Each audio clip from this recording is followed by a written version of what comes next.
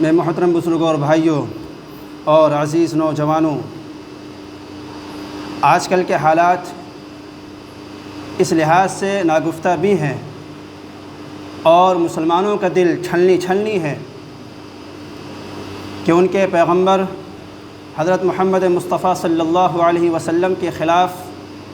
گستاخیاں کی جا رہی ہیں، ان کی توہین کی جا رہی ہے،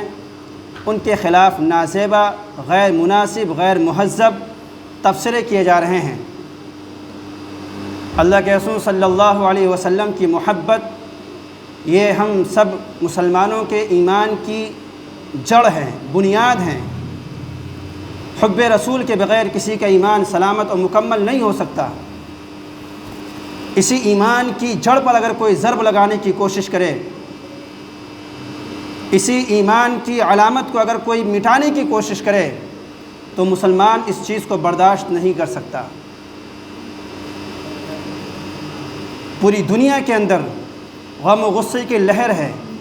کہ کیسے کوئی انسان، کوئی شخص، حکومت کا کوئی نمائندہ، پارٹی کا کوئی نمائندہ، وہ کسی کے پرسنالٹی کے خلاف، کسی کے شخصیت کے خلاف، ایسی شخصیت کہ جس کے بارے میں مسلمان ہی نہیں بلکہ کئی غیر مسلموں نے بھی دنیا کا سب سے عظیم ترین انسان کہا ہے،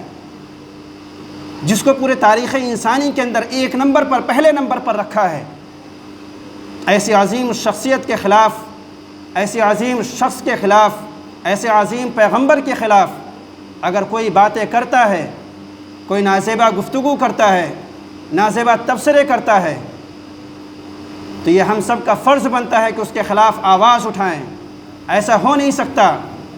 کہ کوئی اللہ کے رسول صلی اللہ علیہ وسلم کے خلاف نازیبا گفتگو کرے اور علی اعلان کرے۔ امام مالک رحمۃ اللہ علیہ سے کسی نے پوچھا کہ اگر اللہ کے رسول صلی اللہ علیہ وسلم کی شان میں کوئی گستاخی کرے تو اس امت کو کیا کرنا چاہیے؟ یہ سوال اپنے وقت کے خلیفہ ہارون رشید نے پوچھا تھا امام مالک رحمۃ اللہ علیہ سے، جن کی ساری زندگی مدینۃ المنورہ میں گزری، حدیث پڑھاتے ہوئے، حدیث کا درس دیتے ہوئے، مدینہ چھوڑ کر وہ باہر نہیں گئے۔ کیونکہ اللہ کے رسول صلی اللہ علیہ وسلم کا جو پڑوس، جو جوار ہے، وہ ہم سے چھوٹ نہ جائے۔ ان سے پوچھا گیا کہ اگر کوئی اللہ کے رسول صلی اللہ علیہ وسلم کی شان میں گستاخی کرے، توہین کرے، تو اس امت کو کیا کرنا چاہیے؟ تو امام مالک رحمۃ اللہ علیہ نے جواب دیا کہ بدلہ لینا چاہیے۔ ہارون رشید نے کہا کہ اگر حالات ایسے نہ ہوں کہ بدلہ لیا جا سکے، تو امام مالک رحمۃ اللہ علیہ نے جو تاریخی جملہ ارشاد فرمایا، انہوں نے فرمایا کہ پھر چاہیے کہ اس امت کو کہ وہ مر جائے، اسے جینے کا حق بالکل بھی نہیں ہے۔ ایسے موقع پر اگر کوئی مسلمان خاموش بیٹھتا ہے اور اپنی استطاعت اور طاقت بھر اور اپنی صلاحیت بھر، اپنے علم کے مطابق، اپنی صلاحیت کے مطابق، اپنے استعداد و قوت کے مطابق، اپنی طاقت کے مطابق، اپنے اثر و رسوخ کے مطابق، اپنی پہنچ کے مطابق اگر وہ آواز بلند نہیں کرتا ہے تو اس کا مطلب یہ ہے کہ اس کے اندر ایمان ہے نہیں، کیونکہ ایمان حب رسول کی وجہ سے ہے، اور اگر کسی کے اندر حب رسول نہ ہو، عشق رسول نہ ہو، تو وہ ایمان والا ہو ہی نہیں سکتا۔ ایک مرتبہ اللہ کے رسول صلی اللہ علیہ وسلم نے حضرت عمر سے فرمایا تھا کہ عمر، کوئی بھی انسان اس وقت تک کامل مومن نہیں ہو سکتا جب تک کہ میں اس کے نزدیک، اس کے اولاد سے زیادہ اور کل جہان سے زیادہ اس کے نزدیک میں محبوب نہ بن جاؤں۔ حضرت عمر رضی اللہ تعالیٰ عنہ نے ایک مرتبہ ارشاد فرمایا کہ اللہ کے رسول، مجھے آپ سے محبت ہے، آپ سے پیار ہے، مگر اپنی جان سے زیادہ نہیں۔ اللہ کے رسول صلی اللہ علیہ وسلم نے فرمایا کہ عمر، تمہارا ایمان مکمل نہیں ہے جب تک کہ میں اس کے نزدیک اس کی جان سے زیادہ محبوب نہ بن جاؤں، وہ کامل ایمان والا ہو ہی نہیں سکتا۔ حضرت عمر رضی اللہ عنہ نے فرمایا کہ اللہ کے رسول، اب میں آپ کو اپنی جان سے زیادہ پسند کرتا ہوں، محبت کرتا ہوں۔ تب اللہ کے رسول نے فرمایا کہ اب تمہارا ایمان مکمل ہوا۔ اس حدیث سے کیا معلوم ہوتا ہے کہ جب تک کہ اللہ کے رسول صلی اللہ علیہ وسلم کو اپنی جان سے زیادہ، اپنی اولاد سے زیادہ، اپنے مال سے زیادہ اور کل جہان سے زیادہ، اپنے خواہشات سے زیادہ اللہ کے رسول سے محبت جب تک نہیں ہوگی، اس کا ایمان مکمل ہو ہی نہیں سکتا۔ اور محبت کا تقاضا یہ ہے، عشق کا تقاضا یہ ہے کہ انسان کو جس سے محبت ہوتی ہے، جس سے عشق ہوتا ہے، اس کا تقاضا یہ ہے کہ اس کی ہر ادا کو اپنے اندر سمو لینے کی کوشش کرتا ہے، اس کے ہر ادا کو اپنے اندر جذب کرنے کی کوشش کرتا ہے، عاشق کے ہر ادا کو اپنانے کی کوشش کرتا ہے، اس کے راستے پر چلنے کی کوشش کرتا ہے۔ آج کے یہ عاشقان رسول کیسے ہیں؟ آج کے محبان رسول کیسے ہیں کہ دعویٰ تو عشق کا کرتے ہیں، دعویٰ تو محبت کا کرتے ہیں، مگر ان کے اندر تقاضائے عشق نہیں ہے۔ عشق کا تو جو تقاضا ہے، جو مطالبہ ہے، اس مطالبے کو پورا نہیں کرتے۔ اللہ کے رسول صلی اللہ علیہ وسلم نے محبت کی جو بنیادیں بیان فرمائی ہیں، ان بنیادوں پر ہم اس پر کتنا کھرا اترتے ہیں، ان اصولوں پر ہم کتنا کھرا اترتے ہیں۔ ایک جنگ کے موقع پر بہت سارے صحابہ شہید ہوئے، ایک خاتون کے پریوار کے کئی لوگ شہید ہوئے، اس کا باپ شہید ہوا، اس کا شوہر شہید ہوا، اس کا بھائی شہید ہوا۔ جب اس خاتون کو بتایا گیا کہ تمہارے گھر کے یہ لوگ شہید ہو گئے، اس نے اس پر کوئی توجہ نہیں دی۔ اس نے ہر سوال پر یہی کہا، ہر شہادت پر یہی کہا کہ مجھے یہ بتاؤ کہ رسول اللہ کیسے ہیں، مجھے یہ بتاؤ کہ رسول اللہ کیسے ہیں۔ وہ جنگ احد کا موقع تھا، اس میں اللہ کے رسول صلی اللہ علیہ وسلم کو بھی زخم آئے تھے، آپ نے اس میں بھی تکالیف برداشت کی تھی، تو وہ ہر شہادت پر یہی بات بیان کرتی کہ مجھے یہ بتاؤ کہ رسول اللہ کیسے ہیں۔ تو جب یہ بتایا گیا کہ اللہ کے رسول صلی اللہ علیہ وسلم بالکل سلامت ہیں، محفوظ ہیں، تو اس نے کہا کل مصیبت بعدک جلل، کہ آپ کے ہوتے ہوئے ہر مصیبت ہیچ ہے، کچھ بھی نہیں ہے۔ آپ ہیں تو سب مصیبت کچھ ہیچ ہیں، ساری مصیبتیں کچھ بھی نہیں ہیں۔ یہ ہے محبت۔ حضرت ابو بکر رضی اللہ تعالیٰ عنہ، انہوں نے جب تبلیغ شروع کی، اللہ کے رسول صلی اللہ علیہ وسلم کی ذات اقدس پر ایمان لے کر آئے، انہوں نے اللہ کے رسول صلی اللہ علیہ وسلم کی حفاظت میں، آپ کی مدافعت میں، آپ کو مارا گیا، آپ کو زخمی کیا گیا، اور اتنے زخمی ہو گئے کہ ان سے چلا نہیں گیا۔ لوگ انہیں اٹھا کر گھر لے کر آئے، وہ بے ہوش ہو چکے تھے۔ جب ان کی آنکھ کھلی، انہیں ہوش آیا، تو انہوں نے سب سے پہلا سوال یہی کیا کہ رسول اللہ کیسے ہیں۔ گھر والوں نے کہا کہ تم خاموش ہو جاؤ، تمہاری حالت صحیح نہیں ہے، تم ابھی بات کرنے کی پوزیشن میں نہیں ہو، بعد میں یہ سوال کر لینا۔ لیکن حضرت ابو بکر نے کہا کہ مجھے بتاؤ رسول اللہ کیسے ہیں۔ جب ان سے عرض کیا گیا، بتایا گیا کہ رسول اللہ محفوظ ہیں، تو انہوں نے کہا کہ اب کوئی پرواہ نہیں ہے۔ یہ محبت ہے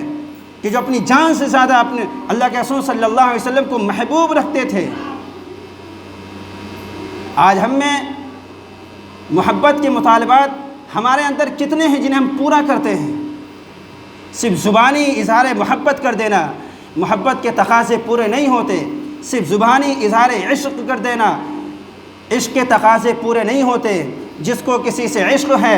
اور محبت کا اظہار کرتا ہے، اسے سمجھ لینا چاہیے کہ اس کے بڑے تقاضے ہیں، بڑے مطالبات ہیں، یا تو پھر وہ دعویٰ کرنا چھوڑ دے، اور اگر وہ دعویٰ کرتا ہے تو دعوے کے پیچھے مطالبات ہیں، تقاضے ہیں، ان تقاضوں کو پورا کرے، ان مطالبات کو پورا کرے۔ جب تک کہ ان مطالبات کو، ان تقاضوں کو پورا نہیں کرتا، وہ صحیح معنوں میں اس کے اندر عشق رسول ہو ہی نہیں سکتا، اس کے اندر حب رسول ہو ہی نہیں سکتا۔ آج حالات اس قدر خراب ہو رہے ہیں دن بدن، اور آئے دن اس بات کو چھیڑا جاتا ہے کہ دیکھیں مسلمانوں کے اندر کچھ رمق عشق رسول کی باقی ہے یا نہیں، محبت رسول کی چنگاری ان کے اندر ہے یا نہیں ہے۔ لیکن انہیں یہ نہیں معلوم کہ بحیثیت ایک امت کے، بحیثیت ایک مسلم قوم کے، بحیثیت ایک مسلم سماج کے، ابھی ہمارے اندر اتنی رمق موجود ہے، اتنی زندگی ہمارے اندر باقی ہے کہ اگر کوئی بھی انسان، دنیا کا کوئی بھی شخص،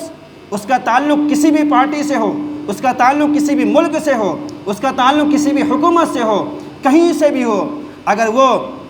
اس سماج، اس مسلم سماج کے پیغمبر کے خلاف زبان کھولتا ہے تو بحیثیت امت کے، یہ امت اس چیز کو برداشت نہیں کر سکتی، یہ امت اس چیز کو برداشت نہیں کر سکتی۔ اسی لیے سارے عالم عرب میں، اسلامی دنیا کے اندر یہ ٹرینڈ چلا، الا رسول اللہ یا مودی۔ اس کا مطلب کیا ہے؟ اس کا مطلب یہ ہے کہ تم ہمارا مذاق اڑا سکتے ہو، ہماری قوم کا مذاق تم اڑا سکتے ہو، تم ہمارے ساتھ کچھ بھی کر سکتے ہو، ہمارا نقصان تم چاہے جتنا کر لو، ہماری جان کے ساتھ نقصان کر لو، ہمارے مالوں کے ساتھ ہمارا نقصان کر دو، مگر یاد رکھو رسول اللہ صلی اللہ علیہ وسلم کے ساتھ اگر تم گستاخی کرو گے، اگر تم نازیبہ کلمات بکو گے تو ہم اسے برداشت نہیں کر سکتے، الا رسول اللہ، ہم اسے برداشت نہیں کر سکتے۔ یہی وجہ ہے کہ حکومت وقت کو کچھ نہ کچھ سوچنا پڑا۔ یہ رمق بھی اگر اس امت کے اندر سے ختم ہو گئی، یہ ادنا سی رمق بھی اگر اس امت کے اندر سے ختم ہو گئی تو اس کا مطلب یہ ہوگا کہ اس امت کے اندر ایمان باقی نہیں رہا،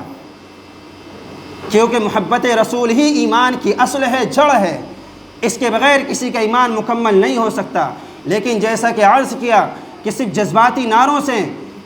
ان مسائل کا کوئی حل نہیں نکلتا، یہ ایک وقتی چیز ہوتی ہے، یہ ایک وقتی پریشر ہوتا ہے کہ جس کی وجہ سے ہم سامنے والے کو معافی پر مجبور کر سکتے ہیں، اسے حوالات کے پیچھے ڈال سکتے ہیں، مگر یہ مسئلے کا حل نہیں ہے۔ ایسے موقع پر سارے مسلمانوں کو دو ہی کام کرنے پڑتے ہیں، ایسے موقع پر سارے مسلمانوں کو دو ہی کام کرنے ہوں گے۔ ایک تو یہ کہ اگر اس طرح کے حالات پیش آئیں، اگر کوئی رسول اللہ صلی اللہ علیہ وسلم کے خلاف آپ کی ذات اقدس پر کیچڑ اچھالنے کی کوشش کرے، آپ کو بدنام کرنے کی کوشش کرے، آپ کے سیرت کی، آپ کی زندگی مبارک کے کسی پہلو کو لے کر غلط فہمی پھیلانے کی کوشش کرے، تو ایسے حالات میں مسلمانوں کو دو ہی کام کرنے ہوتے ہیں، اور انہیں دو ہی کام کرنے چاہیے۔ ایک تو یہ کہ اس کے خلاف منظم انداز میں آواز اٹھائے، قانونی دائرے کے اندر رہتے ہوئے اس کے خلاف آواز اٹھائے، یہ اس کا جمہوری اور قانونی حق ہے، یہ اس کا آئینی حق ہے کہ جب تک کہ اسے حوالات کے پیچھے بند نہ کر دیا جائے مسلمان اپنی آواز کو جاری رکھیں۔ یہ ایک قانونی پہلو ہوا جو ہمیں یہاں کے دستور نے، یہاں کے آئین نے دیا ہے، اور دوسرا جو پہلو ہے وہ عملی پہلو ہے کہ ایسے موقع پر اپنے پیغمبر محمد رسول اللہ صلی اللہ علیہ وسلم کی حیات طیبہ کا مطالعہ کریں، آپ کے بارے میں پڑھیں، معلومات حاصل کریں، بوکس بن کر نہ بیٹھے رہیں۔ موبائل کے اندر طرح طرح کی چیزیں آتی ہیں، انہیں پڑھتے ہیں اور بہت سے ناسمجھ یقین بھی کر لیتے ہیں۔ جس موضوع کو سامنے لا کر اللہ کے رسول صلی اللہ علیہ وسلم کے خلاف نازیبہ کلمات بکے گئے، وہ حضور کی شادی کے متعلق تھا، حضور کے ازواج مطہرات آپ کے نکاح کے متعلق تھا،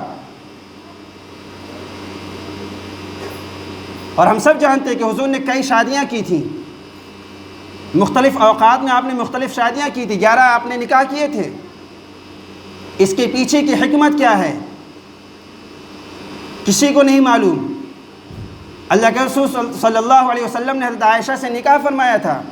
اس وقت حضرت عائشہ کی نکاح کم تھی، اس بارے میں بڑی غلط فہمیاں پھیلائی جاتی ہیں، حوالے دیے جاتے ہیں، ان حوالوں کے ذریعے سے غلط فہمیاں پھیلائی جاتی ہیں، اور بھولا بھالا ان پڑھ مسلمان اسے پڑھ کر سن کر یقین کر لیتا ہے، وہ جاننے کی کوشش بھی نہیں کرتا کہ جو چیز کہی جا رہی ہے یہ کتنی فیصد درست ہے، کہاں تک یہ بات درست ہے، وہ سمجھنے کی کوشش بھی نہیں کرتا، اسے پڑھتا ہے، اسے آگے بڑھا دیتا ہے۔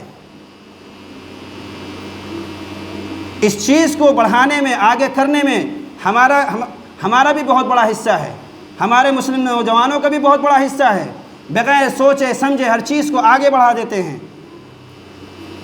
وہ سمجھتے ہیں کہ بہت بڑا ہم صدقہ جاریہ کما رہے ہیں، ثواب کا کام کر رہے ہیں۔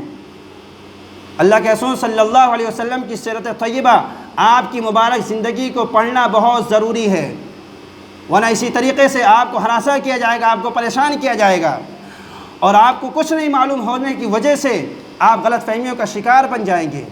تو ایسے موقع پر دو کام کرنے ہوتے ہیں، ایک تو یہ کہ اگر اس طرح کے حالات پیش آئے تو مسلمانوں کو منظم انداز میں اور متحد ہو کر اس کے خلاف آواز بلند کریں، اور دوسرا یہ کہ رسول پاک علیہ الصلوۃ والسلام کی زندگی